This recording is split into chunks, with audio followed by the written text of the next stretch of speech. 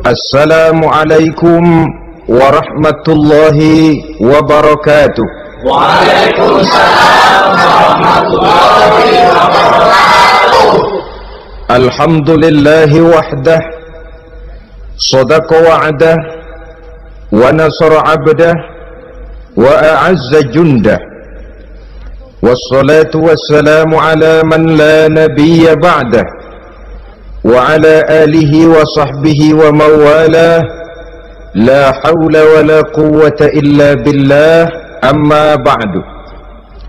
Saudara-saudara kaum muslimin rahimakumullah, diriwayatkan dari Wahab bin Munabbih bahwa pada satu hari iblis diperintahkan oleh Allah untuk datang kepada baginda Rasulullah sallallahu alaihi wasallam dan menjawab segala pertanyaan yang diajukan oleh baginda Nabi.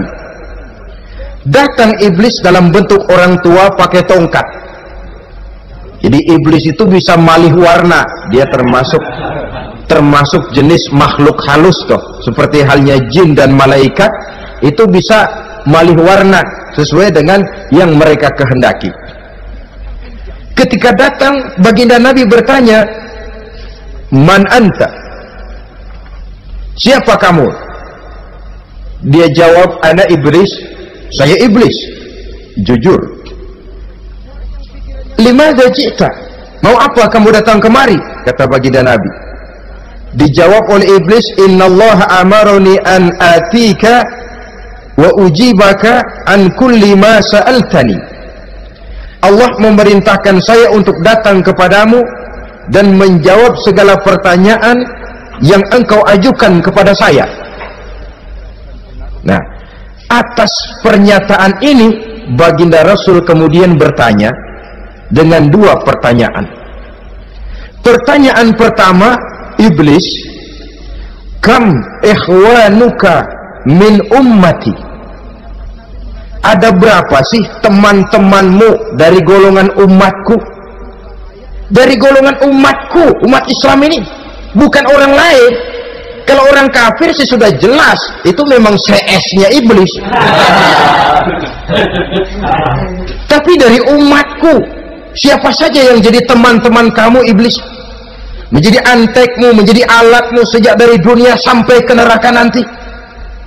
Atas pertanyaan ini iblis menjawab, "Teman-teman saya dari golongan umatmu ya Muhammad, asyarun, ada 10 orang. Ada 10 orang yang merupakan teman-teman iblis dari dunia sampai ke neraka." Siapa mereka?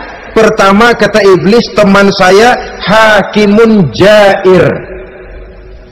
Hakim yang curang, hakim yang tidak adil. Ini bisa dimaklumi. Kenapa? Karena hakim diharapkan adalah produk keadilan, sehingga orang mengatakan seorang hakim adalah seorang yang meletakkan sebelah kakinya di surga dan sebelah lagi di neraka. Kalau adil dia menghukum, kaki sebelah kanan yang akan menentukannya ke surga. Kalau licik dia menghukum, kaki sebelah kiri yang akan menjerumuskan dia ke dalam neraka. Saudara-saudara kaum muslimin rahimakumullah, sesungguhnya dalam kehidupan kurangnya sandang pangan bukan satunya-satunya sebab yang membuat orang menderita. Tidak teraturnya perumahan, kurangnya lapangan kerja bukan satu-satunya yang menyebabkan rakyat menderita. Tapi lukanya rasa keadilan, tidak tegaknya hukum sebagaimana yang diharapkan, itu juga bisa menjadi sumber nestapa, bisa menjadi asal dari segala derita. Oleh karena itu, hakim yang tidak adil, hakim yang curang, yang menghukum tidak berdasarkan hukum tapi berdasarkan kepentingan, berdasarkan pesan sponsor, hukum bisa dibeli, ada istilah mafia peradilan. Hakim-hakim macam ini yang akan menjadi teman-teman iblis. Dan tiap kali palu akan diketuk, iblis sudah bukan main sibuknya. Kekuasaan di tanganmu, hijau katamu, hijau yang akan berlaku, merah kau ketok, merah yang akan jadi keputusan. Orang lain tidak tahu ini kesempatan untuk jadi kaya, ini kesempatan untuk naik pangkat. Manipulir hukum tidak ada yang tahu karena orang banyak yang awam dengan hukum. Saudara-saudara kaum muslimin, kalau hukum sudah bisa dibeli, atau kalau hukum cuma untuk orang-orang kecil saja, ada kelompok-kelompok yang kebal hukum, maka akan timbullah kiamat di masyarakat, di mana yang kuat makin kuat, yang lemah selalu menjadi mangsa. Oleh karenanya, hakim yang serong, hakim yang durjana merupakan teman-teman setan, merupakan teman-teman iblis dari dunia sampai ke neraka nanti. Ini yang pertama. Oleh karenanya, pada dasarnya setiap kita adalah hakim untuk keluarga. Dalam pergaulan hendaklah adil di dalam memutuskan segala sesuatu. Lebih-lebih hakim yang memang menjadi pengayom masyarakat.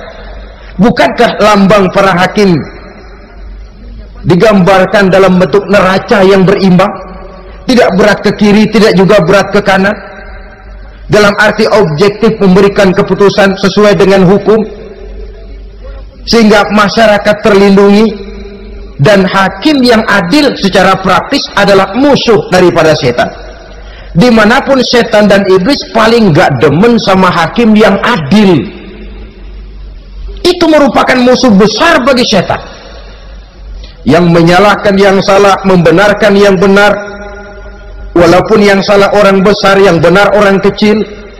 Dan kita memang oleh baginda Nabi diajarkan satu doa, Allahumma arinal haqqa haqqa warzuqna tiba'ah. Ya Allah, perlihatkan kepada kami bahwa yang benar itu benar. Sebab sering kita lihat yang benar jadi tidak benar. Ini memerlukan kekuatan batin. Yang benar tampakkan kepada kami kebenarannya ya Allah. Sebab sekarang banyak ketidakbenaran yang dikamuflase, banyak ketidakbenaran yang diberikan lipstick sehingga kelihatannya menjadi benar. Ini baik doa ini saya pikir dibaca oleh para hakim. Allahumma arinal haqqa haqqa. Ya Allah, perlihatkan kepada saya bahwa yang benar itu benar. Dan tidak cuma sekedar itu, warzuqni tiba'ah. Berikan kekuatan kepada saya untuk mengikuti kebenaran itu. Sebab kadang-kadang terjadi juga dia tahu yang benar itu benar, tapi tidak punya keberanian moral untuk mengatakan bahwa itu benar. Dia tahu itu barang yang hak, tapi tidak terpanggil mengikuti yang hak, tidak punya kekuatan moral untuk mengikutinya. Lalu doa ini pun disambung, wa arinal batila batilan warzuqna ijtinaba. Wahai Allah, perlihatkan kepada kami bahwa yang batil adalah batil, bahwa yang salah adalah salah, bahwa yang munkar adalah munkar. Berikan kepada kami kekuatan untuk menjauhi yang munkar, yang batil, yang zalim. Saudara-saudara kaum muslimin rahimakumullah, kita sering mencaci kaum pelacur sebagai sampah masyarakat. Tapi sadarkah kita bahwa pelacuran di bidang hukum, pelacuran di bidang intelektual, kadang-kadang pelacuran di bidang agama, dalam arti menjual ayat untuk membela yang salah dan menekan yang benar, ini juga tidak kalah bahayanya dengan prostitusi, pelacur-pelacur yang kita anggap sebagai sampah daripada kehidupan masyarakat itu. Oleh karenanya, maka hakim yang adil merupakan musuh utama daripada iblis dan setan. Mereka akan sibuk sekali kalau seorang hakim sudah berketetapan untuk melahirkan keputusan hukum yang seadil-adilnya. Ini yang pertama, teman setan adalah hakim yang nyeleweng, yang tidak adil. Yang kedua, teman saya, kata iblis, ghaniyun mutakabbir, orang kaya yang sombong. Orang kaya sombong itu teman setan. Orang miskin sombong itu lebih teman lagi tuh. Sebab ini sudah kelewatan. Kalau orang orang kaya sombong barangkali masih lumayan lah, memang kaya. Tapi kalau sudah miskin sombong, minta ampun. Orang kaya yang sombong adalah musuh iblis. Sebab pada hakikatnya tidak ada yang kaya dalam kehidupan ini kalau sudah bercermin kepada apa sih yang kita punya. Nabi Sulaiman karena merasa menguasai antara masyrik dan maghrib, satu hari pernah mohon izin kepada Allah, ya Allah, saya mohon izin kepadamu untuk memberikan makan kepada seluruh makhluk-makhlukmu sekedar satu hari saja. Baik, satu hari Nabi Sulaiman mau menjamin menanggung makannya semua makhluk karena merasa kaya. Baik, kata Allah. Lalu sibuklah Nabi Sulaiman mengadakan persiapan. Seluruh bala tentaranya, jin, binatang mengumpulkan makanan yang sebanyak-banyaknya, diatur di satu lapangan yang sangat luas. Sebab ini yang mau makan tentu tidak sedikit. Sudah selesai persiapan, kata Allah, sudah selesai Sulaiman? Sudah, ya Allah. Nah, aku mulai dari makhlukku yang paling di bawah, ikan nun dipanggil oleh Allah. Rezekimu hari ini mau ditanggung Sulaiman. Naik, makan. Naik ikan ini. Sekali makan seluruh persiapan habis. Goleng kepala Nabi Sulaiman, beliau sadar lalu sujud, maha kaya engkau ya Allah. Boro-boro nanggung makanan semua makhluk hidup sehari, ikan satu nggak keurusan. Ini baru sekali makan, bagaimana nambahnya? Jadi apa sih yang kita anggap kaya ini? Maka orang kaya yang sombong pada hakikatnya kacang yang lupa akan kulitnya. Tidak ada yang kita bawa pada saat kita terlahir ke alam ini, sebagaimana juga tidak ada yang kita bawa pada saat kita meninggalkan alam ini. Harta kita akan pindah nama. Sebab itu yang perlu kita jaga pada hakikatnya tidak lain nilai-nilai iman, sebab ini yang akan kita bawa. Cuma ironinya, karena iman itu abstrak, bukan benda, orang yang kehilangan iman tidak pernah ribut. Sebaliknya, karena harta itu materi, benda konkret, orang yang kehilangan harta cepat merasa, cepat ribut. Motor hilang, ribut. Kenapa? Motor itu benda, kelihatan. Duit hilang, ribut. Televisi hilang, ribut. Kenapa? Benda. Tapi kalau iman yang hilang, wah kelihatannya tenang-tenang saja, Pak.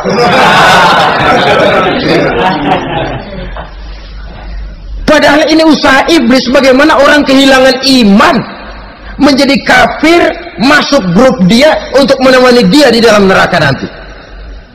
Dia gelincirkan iman kita, dan kita sering tanpa terasa telah mengalami pergeseran nilai-nilai iman kalau tidak tergusur sama sekali. Cuma saya katakan tadi, oleh karena iman ini bukan benda, orang yang kehilangan iman kurang begitu merasa, padahal ini yang paling berharga. Sebab ini yang akan kita bawa menghadap Allah. Orang itu kalau sudah yakhruju minad dunya bighairi iman, keluar dari dunia, meninggalkan dunia dan seluruh isinya, kembali menghadap Allah dengan tidak membawa iman, tempatnya jelas sudah. Itu yang paling kita khawatir. Pangkat jelas tidak kita bawa, harta benda akan pindah nama jadi milik ahli waris kita. Tiba-tiba iman yang cuma satu itu tempat kita bergantung hilang juga dari diri kita. Dengan apa kita mau menghadap Allah? Dan kemalangan apa yang lebih besar dari orang-orang yang telah kehilangan iman pada saat dia menghadap Allah Subhanahu wa ta'ala. Karena itu saudara-saudara, terutama yang diberikan amanah berupa harta oleh Allah dalam kehidupan ini, bersyukurlah kalau saudara diberikan kepercayaan oleh Allah untuk menyalurkan rezeki kepada orang lain, seperti keran yang nyimpen air tapi tidak untuk dirinya, disalurkan kepada yang memerlukannya. Rezeki dia cuma lewat tangan saya, rezeki dia cuma lewat tangan saya. Berbahagialah orang kalau dipercayai Allah untuk menyalurkan rezeki kepada orang lain. Artinya agen yang ditunjuk jadi agen Allah, kok nggak bangga? Kalau sudah kemari cara berpikir, insya Allah rasa bakhil bin pelit alias medit bin koret itu insya Allah nggak ada. Kan kadang kita berpikir, yang nyari duit gue setengah mati, lu datang-datang mau minta aja pala lu. Kan itu toh kadang-kadang cara kita berpikir. Ya boleh jadi lalu terasa berat. Tapi kalau kembali kepada kesadaran, barangkali alhamdulillah rezeki dia cuma lewat tangan saya. Kalau saya nggak ngasih dia, barangkali nggak semudah ini saya dapat rezeki. Allah mudahkan rezeki saya karena saya sering membantu orang-orang yang memang memerlukannya. Andai kata saya nggak membantu mereka, belum tentu rezeki selancar ini. Tidak lalu enak aja, beras keringat gua banting tulang, pergi pagi pulang sore, lu datang-datang nada aja. Berbahagialah orang jika lalu sekali lagi dia dijadikan agen oleh Allah untuk menyalurkan rezeki kepada mereka yang memang memerlukannya. Kalau tidak ke arah itu kita berpikir, yang timbul bakhil. Bakhil lalu bermegah-megah dengan hartanya, timbul kesombongan. Senang lihat orang susah, lalu dia sendiri dengan hartanya cuma to show only, pameran. Lewat di kampung senang kalau orang melotot, lihat mobilnya yang serba mengkilap, sepatunya yang serba mahal. Senang kalau wah, semua gaya hidupnya serba jet set, wah. Senang betul kalau melihat orang sudah serba bengong lihat keadaan dia. Timbul takaburnya, sombongnya, ngenyek kepada yang lain. Maka orang kaya yang sombong teman iblis, teman setan. Setan senang betul. Sebaliknya secara praktis, orang kaya yang rendah hati adalah musuh iblis. Saudara-saudara kaum muslimin rahimakumullah, lain memang kalau kita diberikan ilmu di akhirat nanti, pertanyaan cuma satu, ilmumu kau amalkan untuk apa? Kalau kita diberikan umur panjang, pertanyaan akhirat satu saja, umurmu kau habiskan di mana? Tapi kalau sudah harta diberikan kepada kita, pertanyaan akhirat dua, min aina iktasabahu wa fima anfaqahu. Hartamu kau dapat dari mana, kau belanjakan kemana? Depan belakang ditanya.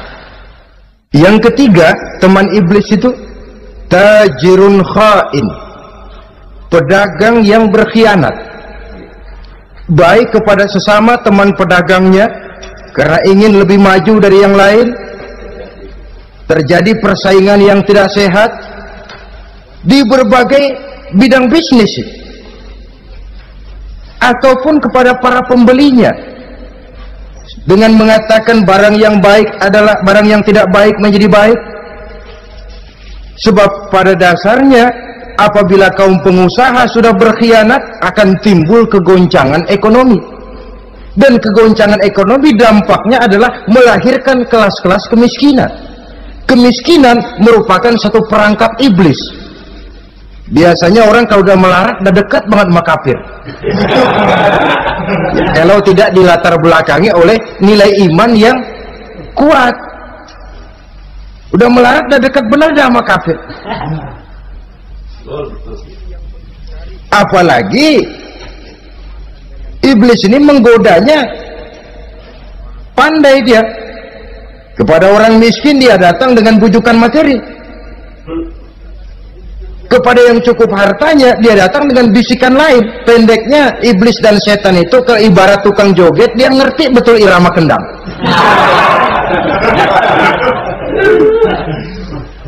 Di mana kelemahan orang itu dia selidiki, dia pelajari, dari arah situ dia masuk. Dan secara strategi perang, iblis dan setan ini posisinya memang lebih menguntungkan daripada kita.